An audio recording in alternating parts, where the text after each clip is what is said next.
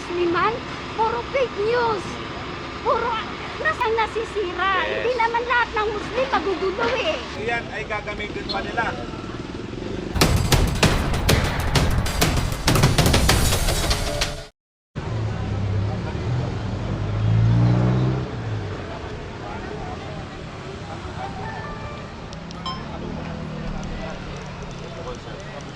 Pero yung material, iwanan. Hindi nyo pwedeng kunin. Ha? Hindi nyo pwedeng kunin dahil iyan ay gagamitin pa nila. Ha? Yung maso, para dun sa pader. Pero yung mga sa bubong, yung maaari, yung paleta de cabra, ha? Ingatan lang kasi kawawa naman yung mga to. Itong harapan, papadyak-hammer ko. Oh, jackhammer lang itong harapan. Oh. Opo, umpisa na natin. Okay na? Okay na, okay, nakausap naman natin. Basta, Akala ko ba kanina nandito? Sabi mo maaga ka. oo, ay sabi, alas 9 daw eh. Hindi, akala ko alas 8, pupunta ka na doon. Alas 8, tandi na ako eh. Okay na? Okay na, okay na. Ikaw na magkano? Lead na kayo, ha? Okay na, okay na. Nakikiusap sila, boss. Wala daw vlogger. Okay.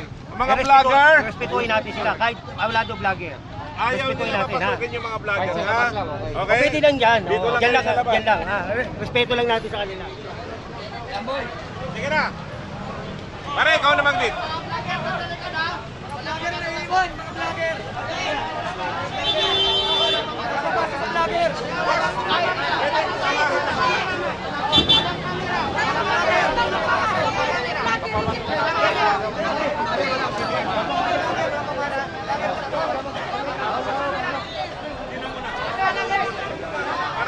May presence of uniform policemen doon sa stretch nitong ano. Ha? Okay. Makikiusap ako. Yung ano, dito na lang muna sa labas. Oo. Pero ano na pag-usapan? Okay naman. Gusto pa nila maghingi ng extension. Okay. Utos ito eh. Sabi ko, pag may instruction sa amin dito na itigil, adi-involve kami. Yun talaga. Respetuhin namin yan. Yun lang naman makakapag-ano eh. Sa ngayon, go kami talaga. Yun, ano naman response ni Chairman Bulig? Sana hanggang ano man lang, kahit alas 12. Wala na. Irrelevant na yun eh. Immaterial na yun eh. Sabi ko, ayos naman yung ano. Wala naman mga laman yung mga ano. Ba't di pa natin siya? Pero parang ang pinakakonsuelo na lang, engineer, yung mga pwede pang gamitin. Yeah.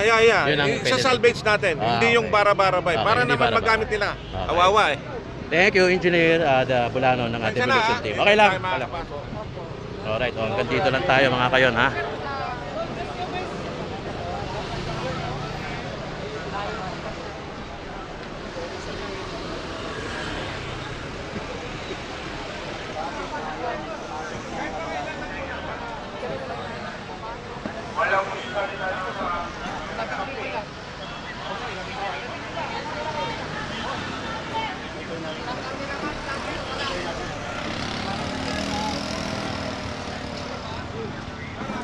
Pero ang iniisip po sana namin wala ko sana mga fans ng vlogger para po iwas ang ipon.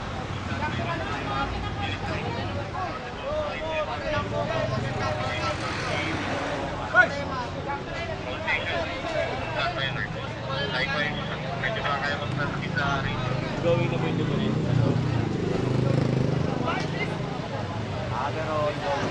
Ngayon pa lang kakapasok. Ongoing na yung demolition, ha? Pero yung mga vlogger ayaw papasukin. O, yun naman yung hiling ni Chairman Bulig. Okay naman, wala namang problema. Hanggang dito lang tayo talaga sa labas. MPD, kasama natin, mga SWAT, syempre, andi dito yan. Police visibility.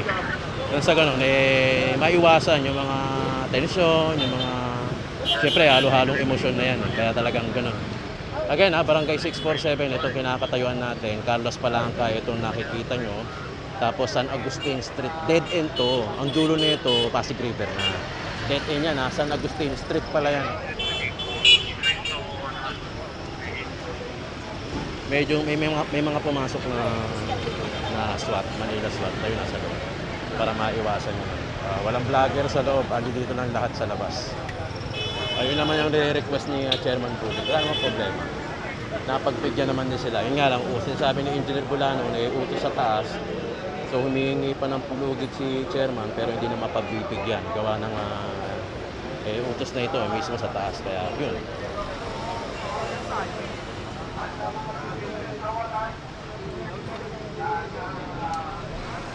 Ranidya ka. Wala ka, malas.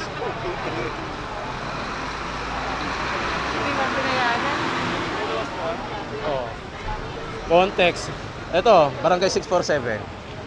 San Agustin Church, San Agustin Street, Carlos Palanca, demolition. Hinihingi ni Chairman na 1 week ata o hanggang alas 12 pero hindi na mapagbibigyan. Gawa ng sabi ni Engineer Bulano. Utos nga sa taas so kailangan na siyang i-demolition. Pero yung mga gamit, hindi naman talaga bara-bara yung gagawin para maitabi ng mga na syempre may gastos din naman yun. So yun naman yung napagkakasunduan.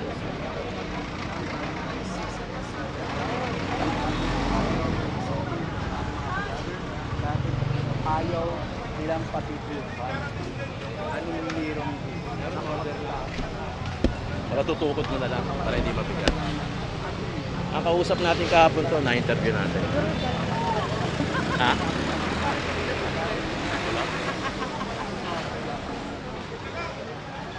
Ay, hindi natin alam kung ilan. Pero hanggang dulo to. Dulo na ito, Pasig River. Dead end to dead end. Pasig River na yung dulo na ito. Karamihan na nakatira dito, mga kapatid natin Muslim. Irerespeto naman natin yun na wala makakapasok na vlogger. At wala naman palagang pumasok. Andito lang tayo sa labas. Kasi ito public ito. Hindi na nila tayo pwedeng pigilan dito kasi nga public. Magugulo yan. Tita, ano pa yung... ito, isa sa mga kapatid natin Muslim dito sa Barangay 647. May mga request lang siya doon sa mga vlogger, na mga iilan na vlogger. Kasi nadadamay lahat eh. Tita, Magandang hapon po. Kami po, bilang mga Muslim, ayaw din namin ng gulo. Nangyayari itong demolisyon dahil sa ginawa sa magandang diplomasya. Kung tutusin, hindi naman kami ng gugulo. Ang problema nga lang, kaya hindi namin pinapapasok ang mga vlogger dito sa loob ng compound namin. Kasi hindi sila bias magsalita. Ano ba naman yung sabihin nila yung totoo? Yung hindi naman kami nanggugulo. Ba't sinasabi ng ibang mga vlogger na nanggugulo kami? Hindi naman. Tingnan nyo, tahimik lang kami. Kaya minsan, rin kami, naaalarma din kami, nawawalan kami ng tiwala sa ibang mga vlogger. Makakuha lang ng content, kahit hindi maganda, kahit kasinungalingan, binablog para lang sumika. kayo mga caption, Oo. tita. Kasi kami, sa totoo lang, may tiwala kami sa mga vlogger. Kung tutusin na talo kayo ng mga news agency, na mga legal, na mga reporter, kayong mga vlogger, ang pinagkakatiwalaan namin, lalo na sa magandang pagbabalita. Pero kung ganito, pagdating sa aming mga kamusliman, puro fake news. Puro, nasaan ang katarungan, nasaan ang Patas namin? na pamamahayag. Ang patas na pamamaraan ng pagbabalita tungkol sa aming mga Muslim. Kaya yan ang hindi namin pinapayagan. Yun ang dahilan kung Oo. bakit hindi nakakapasok yung vlogger dito. Oo. Kasi siyempre napanood na rin nila yung mga ilan ng ibang vlogger na nagka-caption ng kung Oo, ano. tsaka alam niyo po, kasi ang mahirap dyan, yung mga netizens sa mga vlogger na naniniwala sa kanila, pinaniniwalaan nila kung ano yung mga nakikita nila. Pero hindi nila pinapaliwanag na ganito, ganyan. Kami ang nasisira. Yes. Hindi naman lahat ng Muslim magugulo eh. Hindi naman lahat ng Muslim gusto ng karahasan eh. Di ba? Tita, baka meron kang mensahe kay Yorme. Ayan. Ang pakiusap lang namin yun eh. Sa totoo lang, gusto namin ng katahimikan. Ilang taon na kaming nakatira dito sa barangay na to. Bakit ngayon lang nangyari? Mga anak namin, kabuhayan namin, dito nakadepende sa pagtira namin dito sa barangay na to. Tita, may ilang taon na kayo nakatira dito? Mahigit 15 years. 15 years. Mabait ang chairman namin. Lahat ng mga mahirap tinanggap niya dito. Walang kapalit. kung hindi katapatan lang sa kanya. Kung ano yung sumusuporta sa amin ng mga ibang politiko, basta maganda ang adigayin dito sa lugar namin, buong puso namin tinatanggap. Sa totoo lang. Tita, Kaya- meron ka bang message sa mga ibang vlogger na nagko-cover minsan dito? Oo, sa totoo lang, be honestly speaking, itong mga vlogger na pumupunta rito, sana naman magbalita sila ng patas. Huwag silang dapat bias sila. Huwag nilang sinisiraan. Parang dagdag bawas eh. Oo. Huwag nilang sinisiraan masyado ang maimahe ng mga Muslim. Sa totoo lang, kahit mga taga Mindanao kami, gusto rin namin ng kapayapaan, kaya nga kami umalis sa Mindanao eh. Kasi ayaw din namin ng gulo. Ayaw din namin ng mga terorista, ayaw namin ng mga umano ng kaguluhan. Gusto namin ng katahimikan. Ang pinunta lang namin ito para maghanap buhay, para makapag-aral yung mga anak namin. Tapos ito ang gagawin namin para lang kami ibabasura. Hindi naman kami nang gugulo. Kaya po, pakiusap po sa mahal na mayor. Sana po, kung meron din halimbawa na hindi pagkakaintindihan yun. Kami na po mga netizen dito, ang nakikiusap, na huwag na ituloy itong demolisyon na to dahil kami talaga maapektuhan sa totoo lang. Salamat kayo. Okay. Tita, thank you. Maraming salamat. Tayo